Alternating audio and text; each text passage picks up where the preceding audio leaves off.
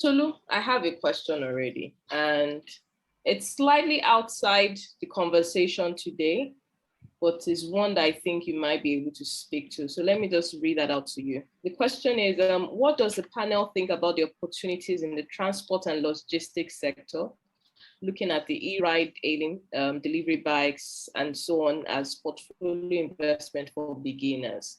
So I take that to be looking at startups that are playing in transportation and logistics. Is that something I should consider? Anyone on this call should also look at. And if yes, what exactly should investors be looking at there? So Tolu and Kyle, if you also want to speak to it, I think that would be good, just based on your, I know you've seen a lot of, even just looking at your experience with mobile money agency and how that has also grown. There might be some major takeaway from that to the ride hailing services that are now growing. So Tolu, please, could you speak to that?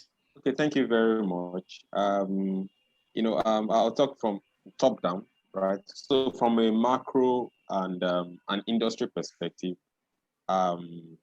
it's a fantastic sector to be in, right? Because what you see now is, technology, e-commerce requires quite a bit of transport and logistics, to support that business model. And so it makes a lot of sense to be in transport and logistics, right? E-ride, like the person said it, e-ride, hailing, delivery bikes, etc.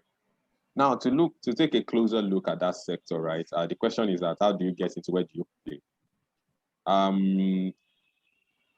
Historically, so there are two segments that I think are interesting in the sector. One is the marketplace. So these are the guys that own the technology platform.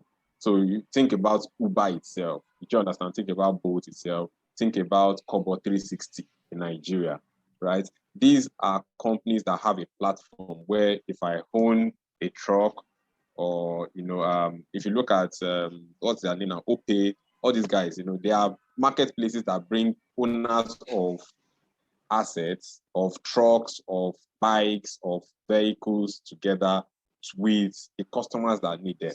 And what they just do is that they collect a percentage or a fee or a commission, right? They don't have to own any assets, right? That's one segment of the market. This other segment of the market is that you can own the infrastructure yourself. In fact, you can buy just 20 bikes, right? And then, you decide to either give it to one of these platforms, or you operate it yourself, or you start the danger is in when you want to be a marketplace and infrastructure owner, a lot of times, the hard work that you need to make, it's backbreaking work, right? It's backbreaking work in that you're managing people. One of the biggest risks in this country, in any type of investment actually in this country, Bio has touched on it, is the people risk. The fact that, you tell somebody that you bought 10 bikes, okay, you want to deliver. Customers are calling you left, right, and center. You get a driver to drive the bike, and the guy just shows up in Ibadan with the bike. And your business is in Lagos. The people risk is, we don't talk about it enough. It's that you want to do real estate business, you say, okay, this person will, and then you carry money and you give to a business, and the guy just disappears, and your money in thin there, right? So the people risk is significant when you want to manage the infrastructure by yourself. So what I would advise is that, look for a platform, a verified platform, right, that manages all those risks. And I think that's what Bayo is talking about in real estate as well. The temptation to want to do it by yourself, when it's not your day-to-day, it's not your core, right? It's extremely difficult to try to do. You are not a domain expert in a sector and you want to invest in that sector. So that you leave every other thing you are doing and you attempt to learn, make mistakes, learn, and become a domain expert, or you just outsource somebody who has spent the first 5 or 10 years to the way we say it in investments, to chop cane, to lose money, to make mistakes and all of that. So, if you are leveraging somebody like that, I'm sure that Bayo has chopped cane with the losses he's made this year. Next year, if somebody is giving money to him to invest in real estate, he understands the mistakes not to make. You understand? So these sectors in themselves, they are attractive. You should play in them. They are, the returns are massive. But if you want to play directly, you want to take on the risk by yourself, be ready to, it's a G.E.O. That's why private equity people call it a G.E.O. Be ready to first lose money in the first few years while learning, and then make money, make crazy money in maybe after 3 years, right? But, don't combine being a marketplace and being the owner of an infrastructure, and you are not the old guy running the business, and it's not your day-to-day you are doing this. It's a very difficult way to invest. So I think that's what, but the key word is that verified platforms, people that have been vetted, trusted, they're registered with regulatory authorities. You see them out there. It's not just, and when somebody says I'm 21-year-old and I have 10 years investing experience, that and then when they promise you, one of the key things is also that when you tell people to describe to you, how will you make money? It's still the same question about when people cannot describe how they will make money. They'll say, don't worry, we've been making money in the last 5. It is not you've been making money. How will you make the money? So when you collect the bike, you will look for customers. Okay, why would you look for customers? Or you will do A, B, C, and D. But when somebody just says that I'll be giving you 20% in 3 months, every 3 months, I'm giving you 20%, I'll just tell the person, go and take a bank loan. That 20% you want to give me in 3 months, I'm sure you will give it to the bank in 1 year, right? So convince the bank. When you convince the bank, you can keep all the money to yourself. Just pay the bank 20% once instead of paying it to me every month. Pay to the bank once, and then you become a billionaire. So if you ask some of these questions, you realize that opportunities are bound, but how do you play? You have to be very careful. I think that would be my point about that. Thank you so much for that, Tolu. So, Kay, I wanted you to also share some insights on this. Okay, thank you. I was actually eager to go.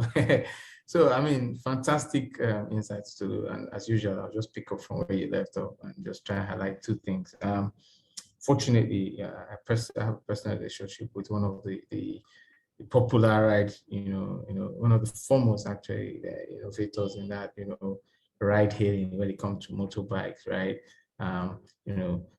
And I just used the example of what happened there, as a cautionary tale, right?